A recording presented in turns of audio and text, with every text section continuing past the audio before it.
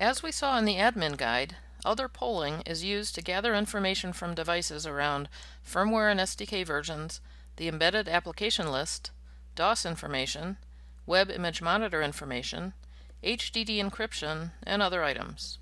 For this training module, we will assume we have already run an other polling task and displayed the results in the task log. As we saw with DOS, we can monitor whether a device has HDD encryption in the active or inactive status. In the device list, if we select the DOS HDD encryption view that we created in the other polling training module, we can see that there is a column for HDD encryption. We will remove any previous filters and filter on HDD encryption status. Then we can select Inactive to display only those devices that are capable of HDD encryption but have it turned off. This will allow the administrator to export the list as a CSV file and to send a technician out to enable HDD encryption on those devices.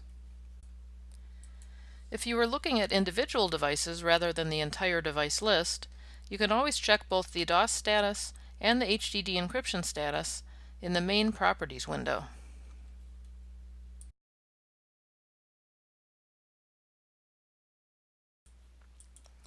An important thing to be aware of regarding HDD encryption is that the item listed in the Security tab of Standard Device Preferences does not work as you would think.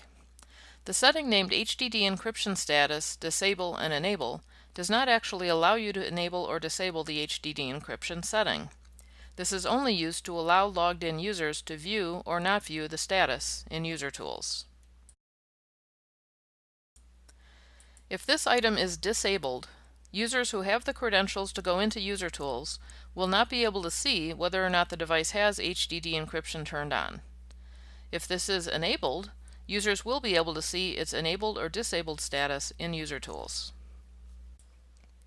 HDD encryption can only be enabled by a certified technician at the panel of the device.